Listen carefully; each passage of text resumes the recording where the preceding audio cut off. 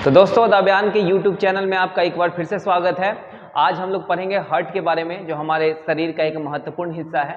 तो आइए देखते हैं हार्ट में कितने चैम्बर होते हैं, हार्ट में कितने वल्व होते हैं, उसका क्या काम होता है, इन सारी बातों को देखेंगे। तो हम लोग सर्कुलेटरी सिस्टम में पढ़े थे कि हमारा जो ब्लड है वो ऑक्सीजनेटेड ब्लड, जो ऑक्सीजन जिसमें मिला हुआ होता है वो जाता था हार्ट के पास, फिर हार्ट पंप करके हमारे शरीर की ओर पूरा भेजता था ब्लड को। ठीक है, आज उन सारी बातों को देखते हैं। तो सबसे पहली बात कि हमारे हार्ट में 4 चेंबर होते हैं, 1 2 3 4। ठीक है, सबका अलग अलग नाम है। जैसे अगर ऊपर हम देख लें तो ऊपर वाले भाग को बोलते हैं हम लोग आर्ट्रियम, जिसको हिंदी में बोला जाता है आलिंद, और ये राइट साइड वाला है। उसके बाद जो लेफ्ट साइड वाला है वहां हम देख लें तो ऊपर वाला हिस्सा है ये, इसको बोलते हैं आर्टेरियम, आलिंद। तो लेफ्ट आर्टेरियम और राइट आर्टेरियम हो गया। अब निचला हिस्सा हम लोग देखते हैं कि जो नीचे वाला भाग है उसको क्या बोलते हैं, वेंट्रिकल, हिंदी में बोला जाता है इसको निलय। तो ये हो गया राइट वेंट्रिकल, ये हो गया लेफ्ट वेंट्रिकल, जिसको बायां निलय बोलेंगे और दायां निलय बोलेंगे। ठीक है, उसके बाद हमारे शरीर के अंदर जो ब्लड आता है इम्प्योर, वो आता है वेना कावा के माध्यम से, और इसको हिंदी में बोला जाता है महासीरा। और हम जानते हैं कि हमारा ब्लड जब हार्ट पंप करता है तो वो ऑक्सीजनेटेड होता है, प्योर होता है। प्योर मतलब क्या, ऑक्सीजन उसमें मिला हुआ होता है, और शरीर के एक एक हिस्सा तक जाता है वो ऑक्सीजनेटेड ब्लड, और फिर जब वापस आता है तो उसमें कार्बन डाइऑक्साइड मिला होता है, जिसको हम लोग बोलते हैं इम्प्योर ब्लड। तो ये जो हमारा इम्प्योर ब्लड आ रहा है यहाँ पे, तो ये आएगा वेना कावा के माध्यम से, महासीरा के माध्यम से आएगा, और सबसे पहले कहाँ आएगा, राइट एट्रियम में आता है। ये यहाँ पे ब्लड आएगा राइट एट्रियम में। यहाँ पे एक लगा होता है वल्ब, ये वल्ब खुलेगा और नीचे आ जाएगा वेंट्रिकल में, वेंट्रिकल में आएगा वल्व के थ्रू, है ना। और ये जो वल्व है इसको हम लोग बोलते हैं ट्राइकस्पिड वल्व, यानी राइट एट्रियम में जो वल्व जुड़ा हुआ है इसको बोलते हैं ट्राइकस्पिड, और जो लेफ्ट एट्रियम में जुड़ा हुआ है उसको बोलते हैं बाइकस्पिड। तो यहाँ पे 4 वल्व है, आप देख सकते हैं, बाइकस्पिड, ट्राइकस्पिड, और ये जा रहा है हमारा पल्मोनरी के थ्रू, इसीलिए इसको बोला जाता है पल्मोनरी वल्व। और ये जो हमारा एरोटा के थ्रू ब्लड हमारे पूरे शरीर में जाता है, इसलिए इसका नाम है एरोटिक वल्व। ठीक है, तो 4 चैम्बर हो गया और 4 वल्व हो गए। ठीक है, उसके बाद ये जब यहाँ पे इम्प्योर ब्लड आएगा तो यहाँ से फिर ये धक्का देगा, ब्लड कौन, निलय जो है वेंट्रिकल धक्का देता है, और ये चला जाता है पल्मोनरी के थ्रू फेफड़ा में, और फेफड़ा में क्या है, ऑक्सीजन है, ऑक्सीजन जाकर के लेगा और फिर वापस ही आता है हमारा पल्मोनरी वेन के थ्रू, कहाँ पे, लेफ्ट एट्रियम में। यहाँ लेफ्ट एट्रियम में जो ब्लड आ रहा है ये है हमारा pure blood, oxygenated blood, oxygen इसमें मिला हुआ है। उसके बाद यहाँ पे ये बाइकस्पिड वल्व खुलता है और ये नीचे ब्लड जाएगा, फिर ये पंप करेगा, इसके थ्रू हमारे पूरे शरीर में जो है ऑक्सीजनेटेड ब्लड जाता है, यानी ये प्योर ब्लड होता है। ठीक है, ये जो वेंट्रिकल है, लेफ्ट वेंट्रिकल, यहाँ पे जो ब्लड आएगा वो प्योर ब्लड होगा। अगर हम राइट वेंट्रिकल की बात करें तो यहाँ से पंप दे रहा है ये इम्प्योर है। तो यहाँ तक आप समझ गए होंगे। अब देखते हैं कि वल्व का क्या काम है। वल्व जो हमारा हार्ट के अंदर होता है वो जो है एक तरफ से ही खुलता है। जैसे आप देखे होंगे कि साइकिल या बाइक में अगर हवा दिया जाता है तो क्या होता है, उसमें बल्ब लगा होता है, मतलब हवा दे रहे हैं तो अंदर जा रहा है लेकिन बाहर नहीं आ रहा है। अगर बल्ब खराब होगा तो बाहर आ जाएगा, मतलब वो जो ऐसा दरवाजा है जो सिर्फ एक तरफ से खुलता है, दूसरी तरफ से नहीं। तो क्या है कि यहाँ पे अगर बल्ब में प्रॉब्लम हो जाए, मतलब बल्ब में या तो सिकुड़न हो सकता है या क्या होगा, लीकेज हो सकता है, बल्ब खराब होगी, इस चारों में से कोई बल्ब खराब हो सकता है जिसमें या तो सिकुड़न होगा या उसमें लीकेज हो जाता है। सिकुड़न होता है उसको बोलते हैं स्टेनोसिस, और जो बल्ब खराब मतलब लीकेज होना शुरू हो जाता है उसको बोलते हैं रिजर्जिटेशन।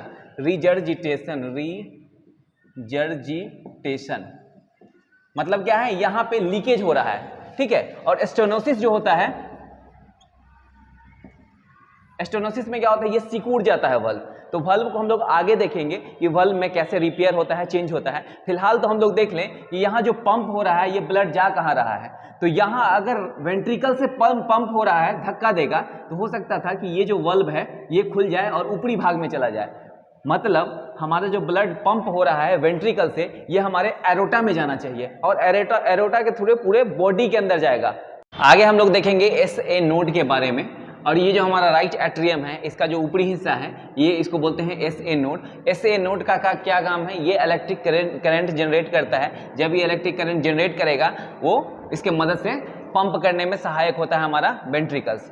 तो जब ये खराब हो जाता है तो इसके जगह पे पेस मेकर लगाया जाता है, और पेस मेकर लगा देने के बाद क्या है कि ये फिर से पंप करना शुरू कर देता है हमारा निलय। ठीक है, तो पेस मेकर बहुत इंपॉर्टेंट है। जिसका खराब हो जाता है एसए नोड, उसके जगह पे पेस मेकर डॉक्टर लगा देता है, उसके बाद ढंग से जो है पंप कर पाता है हमारा हार्ट।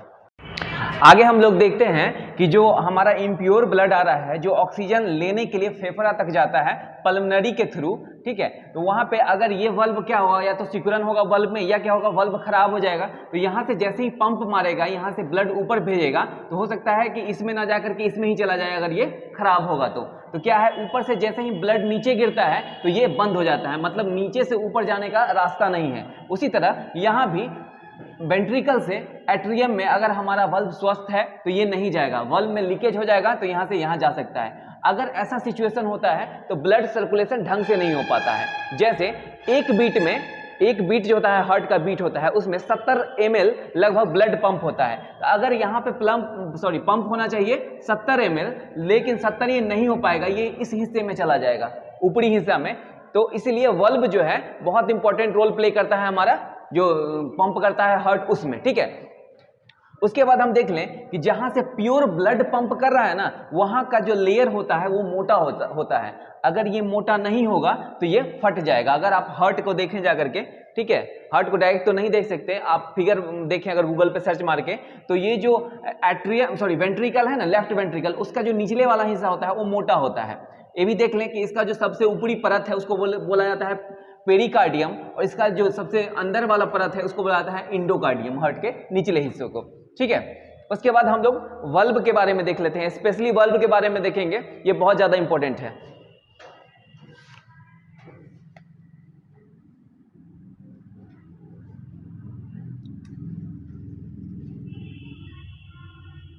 वल्व, ठीक है, कितने वल्व, 4 वल्व होते हैं। ठीक है, उसमें 2 तरीके से वो डैमेज होता है। एक तो हो जाता है सिकुड़न, स्टेनोसिस, एक हो जाता है रीजर्जिटेशन, एस्टोनेसिस एंड रीजर्जिटेशन। एस्टोनेसिस में क्या होता है, वल्व हमारा सिकुड़ जाता है।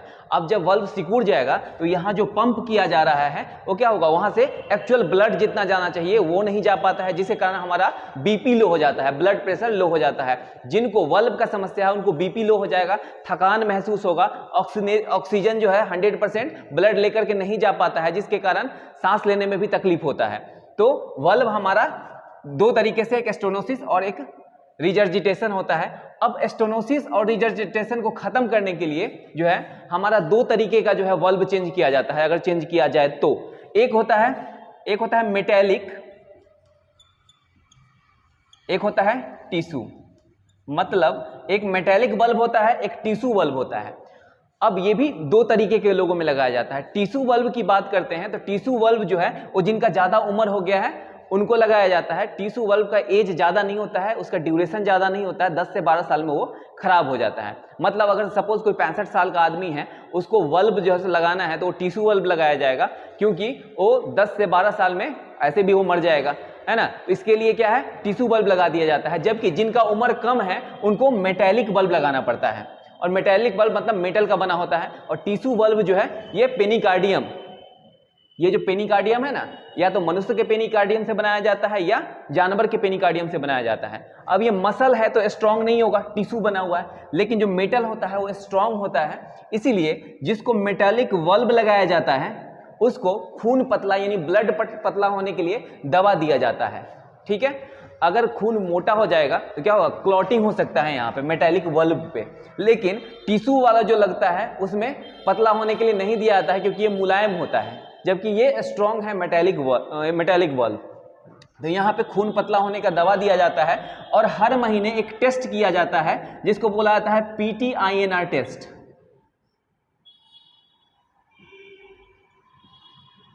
PTINR टेस्ट क्या होता है, इसमें प्रोथ्रोम्बिन की मात्रा को चेक किया जाता है। अगर प्रोथ्रोम्बिन बढ़ गया है या घट गया है तो ये हमारे लिए हानिकारक है। इसलिए इस टेस्ट के थ्रू हम ये पता करने का कोशिश करते हैं कि हमारा ब्लड पतला हुआ है कि मोटा हुआ है। आप लोग को जब विटामिन पढ़ाए थे तो विटामिन के अंतर्गत हम लोगों ने देखा था कि विटामिन के की मात्रा हमारे शरीर में अगर ज़्यादा है तो थक्का यानी क्लॉटिंग होने का संभावना ज़्यादा होता है। उसी तरह यहाँ भी ब्लड क्लॉटिंग ना हो इसीलिए विटामिन के को नियंत्रित किया जाता है। हम लोग जो खाना खाते हैं जैसे फ्रूट्स हो गया, वेजिटेबल्स हो गया, इसको अगर हम रेगुलर खाते हैं तो हमारे शरीर में विटामिन के की मात्रा बनी रहती है प्रॉपर्ली। लेकिन अगर उसकी कमी हो जाए तो क्या होगा, एक्सेस ब्लीडिंग होना शुरू हो जाता है। अगर वो ज़्यादा हो जाए तो क्लॉटिंग होना शुरू हो जाता है। तो यहाँ पे जो मेटेलिक वल्ब लगा हुआ है ना, इसमें ज़्यादा मात्रा नहीं होना चाहिए विटामिन के का, ये नियंत्रित होना चाहिए। विटामिन के का मात्रा ज़्यादा होगा इसका मतलब क्लॉटिंग हो जाएगा, क्लॉटिंग हो जाएगा तो हैमरेज का चांस है यानी मृत्यु हो जाती है। उसके बाद अगर विटामिन के की मात्रा कम हो जाती है तो खून पतला हो जाएगा, क्लॉटिंग नहीं होगा तो उसमें ब्लीडिंग होने का चांस होता है आदमी के अंदर। तो इसीलिए दवा यहाँ पे हमेशा चलते रहता है इसका। और अगर मेटेलिक की बात करें ना कि मेटेलिक का उम्र कितना है, ड्यूरेशन कितना है, तो ये लगभग 25 से 30 साल तक आदमी स्वस्थ रह सकता है इसके मेटेलिक बल्ब के दम पे। तो जनरली जब आपका उम्र 30 से 35 साल हो तो मेटेलिक बल्ब ही रिकमेंड करता है डॉक्टर, जबकि जिसका उम्र ज़्यादा हो चुका है उसको टिश्यू बल्ब की ज़रूरत होती है। तो आप यहाँ समझ गए कि metallic bulb and tissue bulb में क्या डिफरेंसेस है और इसका ड्यूरेशन क्या है। इसका 10 से 12 होता है, 10 से 12 साल। साथ ही हम लोगों ने PTINR टेस्ट भी देखा, ये इसका रेंज जो होता है 10 से 13 होता है नॉर्मल, ठीक है। तो अगर इतना रहे तो हमारा PTINR ठीक है। हर महीने चेक किया जाता है कि ब्लड मेरा ज़्यादा मोटा तो नहीं हो गया या ज़्यादा पतला तो नहीं हो गया। इसका जांच के लिए हम लोग PTINR टेस्ट कराते हैं। तो आज हम लोगों ने देखा कि हार्ट में कितने चैम्बर होते हैं, बल्ब कैसे काम करता है, कौन कौन से लेयर हैं, एरोटा क्या होता है, साथ ही साथ बल्ब का फंक्शन क्या है और इसमें सिकुड़न और जो लीकेज होता है उसको चेंज किया जाता है और कौन कौन से बल्ब होते हैं, इन सारी बातों को देखा। आई होप आप लोग अच्छे तरीके से समझ पाए होंगे। तो आज भर इतना ही, फिर नेक्स्ट वीडियो में हम लोग किसी नेक्स्ट टॉपिक के साथ मिलेंगे, किसी इंटरेस्टिंग टॉपिक के साथ मिलेंगे। तो आज भर इतना ही। Thank you and all the best.